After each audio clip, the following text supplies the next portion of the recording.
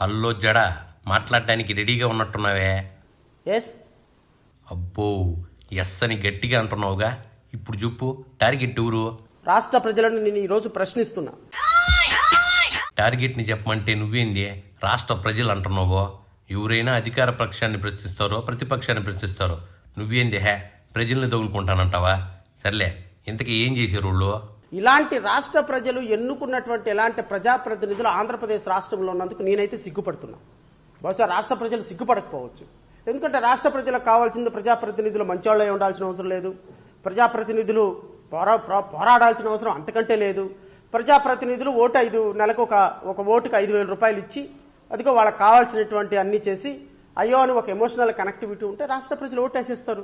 ఓహో, జనాలు మీ పార్టీకి ఓటేయకుండా పింఛను ఎక్కువ ఇచ్చే పార్టీలకు ఓటేశారని ఫీల్ అవుతున్నావా? అయినా సర్పంచ్ అనుభవం కూడా లేని నీకు జనాలు ఓట్లేసి సీఎం ఎట్టా చేస్తారో? ప్రజలను చైతన్యపరచడం తప్ప, ప్రజలకి వాస్తవాలు చెప్పడం తప్ప, ఇది మన బతుకులు, ఇది మన దుర్మార్గకరమైనటువంటి రాజకీయ నాయకులు చేసేటువంటి అనాలోచిత నిర్ణయాలను చెప్పడం తప్ప మా దగ్గర ఇంకొకటి లేదు. ఎందుకంటే మా దగ్గర డబ్బు లేదు కాబట్టి, మా దగ్గర వెనకాల ఆస్తిపాస్తులు లేవు కాబట్టి, మేము ఒక ముఖ్యమంత్రి కొడుకులమో మంత్రుల కొడుకుమో కాదు కాబట్టి ఖచ్చితంగా మేము రాజకీయాల్లో రాణించే అవకాశం ఉండదు. జనాలు డబ్బుకు లొంగి ఓటేసినట్టు కబుర్లు చెప్తావేందే?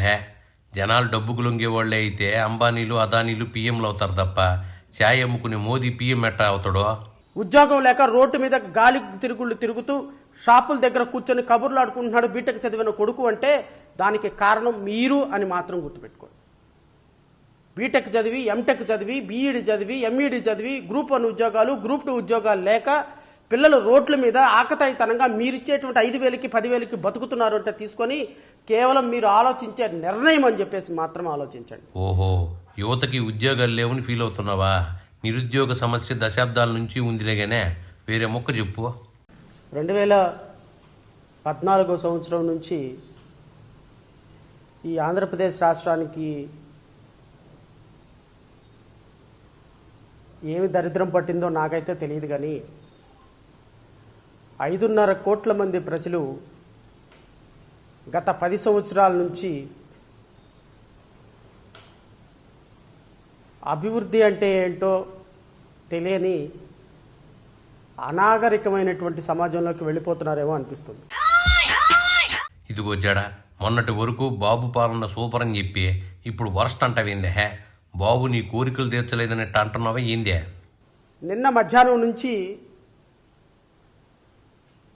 Honourable finance minister for the centre Nirmala Sitharaman ప్రవేశపెట్టిన బడ్జెట్ దగ్గర నుంచి నిన్న సాయంత్రం నుంచి జరుగుతున్నటువంటి నాటకీయమైనటువంటి పరిణామాలు, నిన్న సాయంత్రం నుంచి ఈ రాష్ట్ర ప్రజలని మోసం చేసే విధంగా, ఈ రాష్ట్ర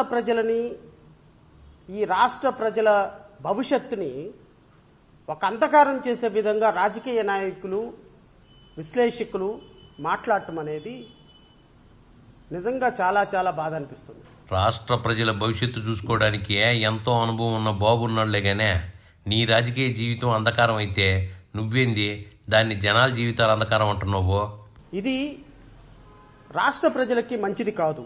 రాష్ట్ర ప్రజలకు ఇప్పటి వరకు కేవలం మంచి జరిగినట్టు చెప్తావేంది స్వామి? ఈ విధమైనటువంటి తప్పుడు ప్రచారాలు, జరుగుతున్న అన్యాయాన్ని ప్రశ్నించకుండా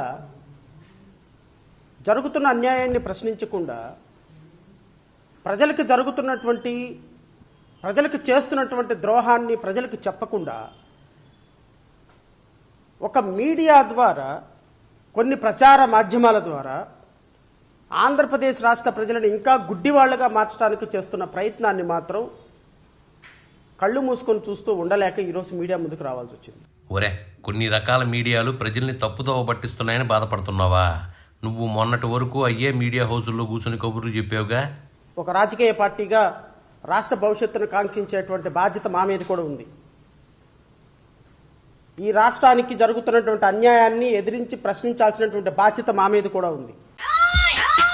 ఏంది జడో, ఒక పార్టీగా మీకు కూడా బాధ్యత ఉందని చెప్తున్నావు? అసలు నీకు పార్టీ పోటీ చేసిందా చెప్పు? అసలు వాస్తవాలేంటి? బడ్జెట్ వాస్తవాలేంటి? బడ్జెట్లో జరిగిన కేటాయింపులేంటి? మన ఆంధ్రప్రదేశ్ రాష్ట్రానికి ఇచ్చినటువంటి నిధులేంటి? ఆంధ్రప్రదేశ్ రాష్ట్రానికి కేంద్ర ప్రభుత్వం హక్కుగా ఇచ్చినటువంటి నిధులేంటి? 2014 సంవత్సరం రీఆర్గనైజేషన్ యాక్ట్ ద్వారా మన రాష్ట్రానికి రావాల్సినటువంటి హక్కులేంటి? ఆ హక్కుల్ని ఏ విధంగా మనం నెరవేర్చుకున్నాం? ఏ విధంగా ప్రచారం జరుగుతుంది? ఏ విధంగా ప్రచార మాధ్యమాలు మాట్లాడుతున్నాయి? ఏ విధంగా కళ్ళార్పకుండా అసెంబ్లీలో అబద్ధాలు ఆడుతున్నారు అనేటువంటి విషయాల్ని రాష్ట్ర ప్రజలకు చెప్పాల్సిన బాధ్యత చదువుకున్న వ్యక్తులుగా, ఒక న్యాయవాదిగా, ఒక పార్టీ అధ్యక్షుడిగా మా మీద ఉంది. కాబట్టి ఏందిదే నువ్వు న్యాయవాది అని చెప్తున్నావు? సస్పెండ్ అయిన నువ్వు న్యాయవాది ఎట్టా అవుతావు? నేను చెప్పే విషయాలు ఏదో తెలుసుకొని ప్రభుత్వాల మీద తిరగబడతారని, లేకపోతే ఇప్పటికిప్పుడు కూటమి ప్రభుత్వాన్ని విమర్శించాలి అని, లేదా కూటమి ప్రభుత్వాన్ని కూలదోయాలి అని కానీ, లేకపోతే కూటమి ప్రభుత్వం చేస్తున్నది తప్పు అని చెప్పడానికి ఈ ప్రెస్ మీట్ పెట్టలేదు. వరే కూటమిని పడగొట్టలేదని ప్రెస్ మీట్ పెట్టలేదంటున్నా. కూటమిని పడగొట్టే సత్తా జగన్కే లేదు, ఇంక నీకేం నుంచి వస్తుందే? ఒక సినిమా యాక్టర్గా ఉండి మొత్తం జబర్దస్త్ ఆర్టిస్టులు మొత్తాన్ని తీసుకొచ్చి ఒక కాన్స్టిట్యున్సీలో మొత్తం ప్రచారం చేపిస్తే చాలా గొప్ప ఆయన. పవన్ ఓన్లీ జబర్దస్త్ యాక్టర్ల వల్లే గెలిచినట్టు చెప్తావేంది? వాళ్ళు లేకపోతే పవన్ గెలవలేడా? మనకి ప్రజల పట్ల మమకారం ఉన్నా లేకపోయినా ఒక ముఖ్యమంత్రి కొడుకు కాబట్టి ఆయన గెలిచారు అంటే అది ఒక గొప్ప ఆయన. ఓన్లీ వారసత్వంగా వచ్చిన వాళ్లే రాజకీయం చేస్తున్నట్టు చెప్తున్నావు. ఎట్లాంటి వారసత్వం లేకుండా రాజకీయాలు చేసేవాళ్ళు చాలా మందే ఉన్నారులే, కానీ చెప్పిన దొరుకు చాలు, ఇంక నువ్వు బయలుదేరు.